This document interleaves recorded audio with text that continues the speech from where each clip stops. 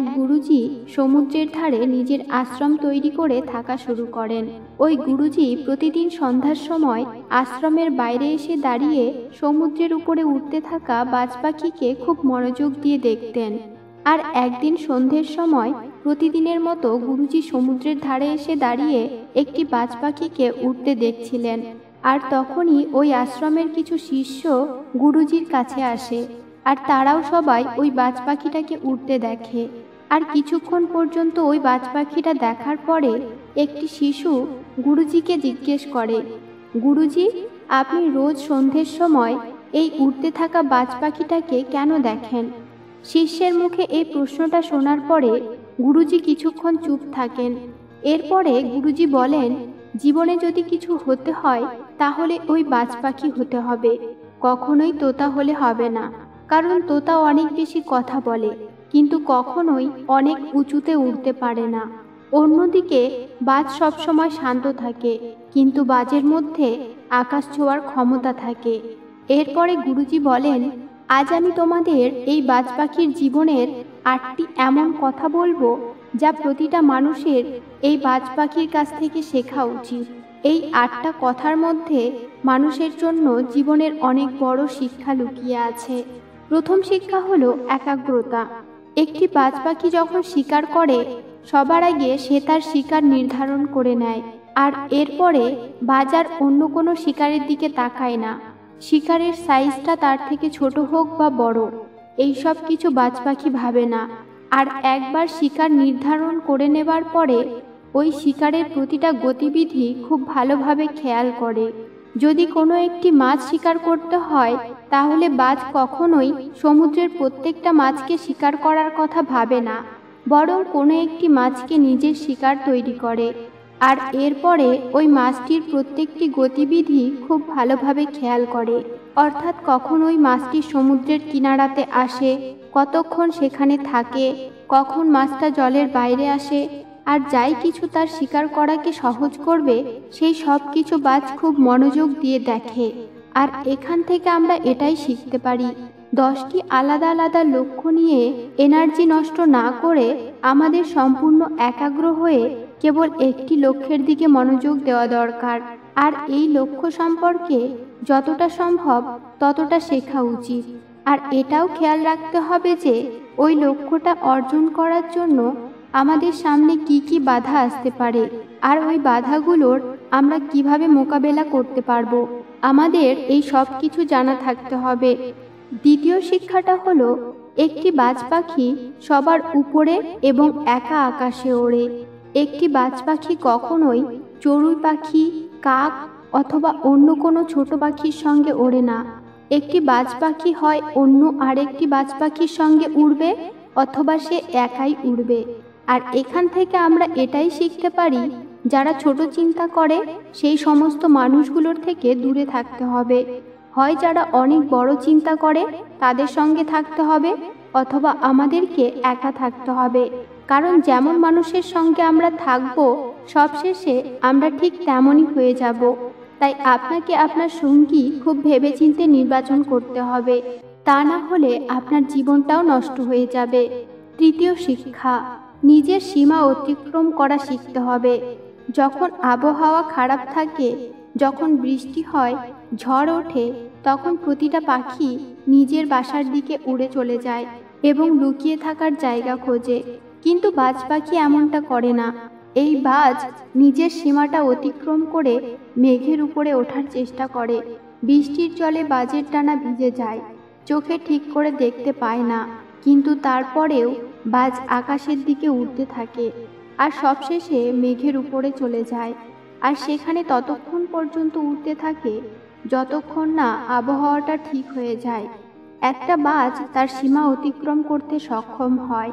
আর এই কারণেই যখন একটি বাজ পাখির জীবনে কোনো সমস্যা আসে তখন আর বাজ পাখি ভয় পায় না। আর এখান থেকে আমরা এটাই শিখতে পারি যে আমাদের জীবনে যখনই কোনো সমস্যা আসবে তখন সেই সমস্যা দেখে পালিয়ে গেলে হবে না, সেই সমস্যা থেকে বাঁচার চেষ্টা করলেও হবে না, বরং ওই সমস্যার মোকাবেলা করতে হবে।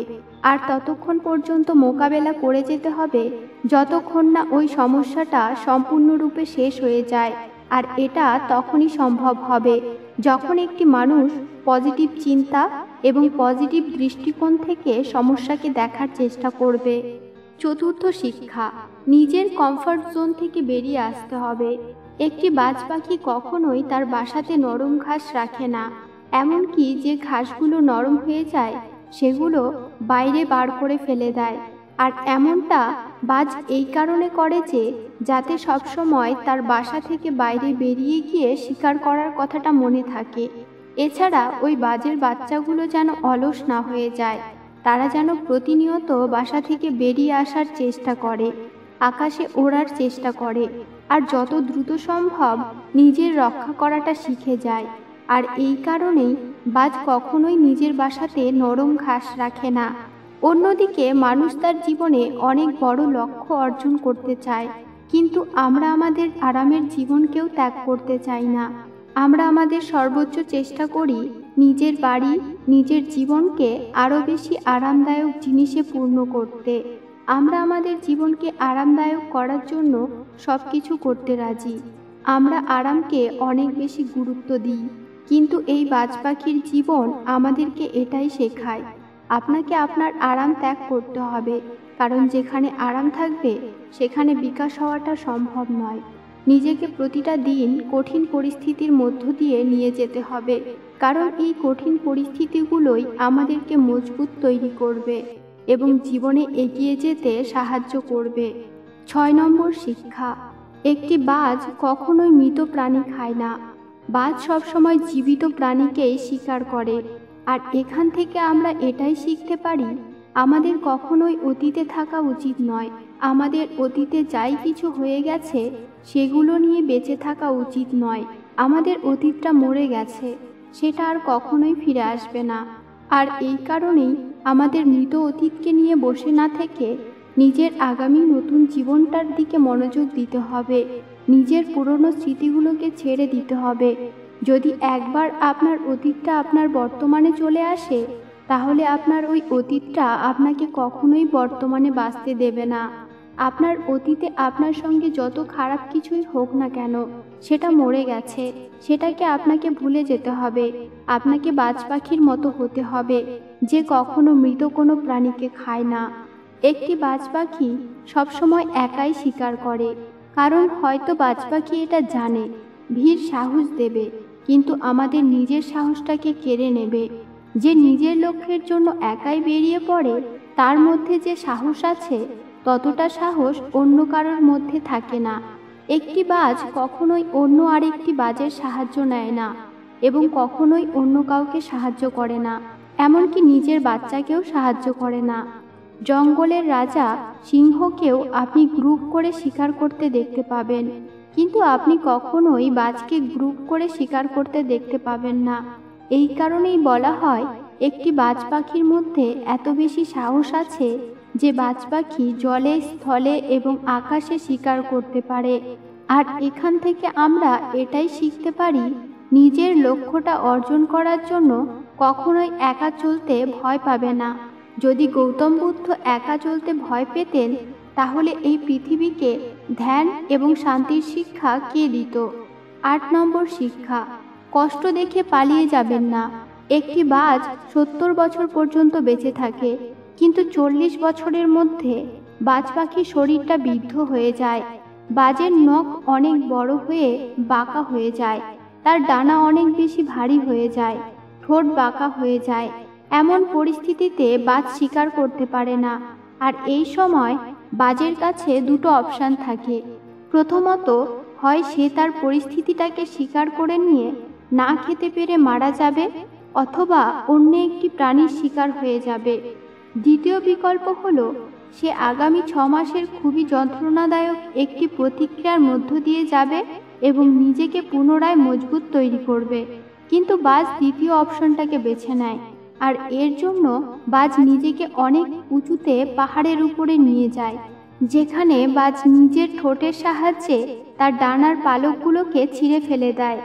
এরপরে পাথরে আঘাত করে নিজের পায়ের নখগুলো ভেঙে ফেলে, আর ওই পাথরে নিজের ঠোঁটে আঘাত করে নিজের ঠোঁটটা ভেঙে ফেলে।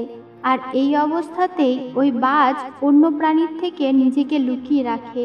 আর আগামী 6 মাস পর্যন্ত একটি বাজকে এই কঠিন পরিস্থিতির মধ্য দিয়ে যেতে হয় আর নিজের নতুন ঠোঁট, নতুন ডানা এবং নতুন নখ আসার অপেক্ষা করে। আর আগামী 6 মাস এই কষ্টের মধ্য দিয়ে যাবার পরে যখন তার নতুন নখ বেরিয়ে আসে, নতুন ডানা বেরিয়ে আসে এবং একটি নতুন ঠোঁট বেরিয়ে আসে, তখন ওই বাজ তার একটি নতুন জীবন শুরু করে আর পুনরায় শিকারের জন্য বেরিয়ে পড়ে। আর আগামী 30 বছর পর্যন্ত পুনরায় রাজত্ব করে। আর এটা আমাদেরকে শেখায়, যখন খারাপ সময় আসবে আর জীবনে নতুন কিছু অর্জন করার প্রয়োজন মনে হবে, তখন নিজের কিছু পুরনো অভ্যাসকে ছেড়ে দিতে হবে। ওই অভ্যাসগুলো ছেড়ে দেওয়া যত কঠিনই হোক না কেন, ওই প্রক্রিয়াটা যত বেশি কষ্টদায়ক হোক না কেন, সেগুলো আমাদেরকে ছেড়ে দিতেই হবে। এরপরে গুরুজি বলে, একটি বাজের কাছ থেকে শেখার মতো এই 8টি কথা ছিল, যা সারা জীবন তোমাদের কাজে আসবে। এরপরে ওই শিশুগুলো বলে যে, গুরুজি, আমরা কখনোই ভাবিনি একটি বাজ পাখির জীবন থেকে আমরা এত কিছু শিখতে পারবো। সবশেষে শিষ্যগুলো গুরুজিকে ধন্যবাদ দেয় এবং পুনরায় আশ্রমে ফিরে আসে। আশা করি আজকের ভিডিওটা থেকে আপনারাও অনেক কিছু শিখতে পেরেছেন। আর এমনটা যদি হয়ে থাকে তাহলে আজকের ভিডিওটা লাইক ও শেয়ার করতে ভুলবেন না। আর ভিডিওটা শেষ পর্যন্ত সঙ্গে থাকার জন্য আপনাকে অনেক অনেক ধন্যবাদ।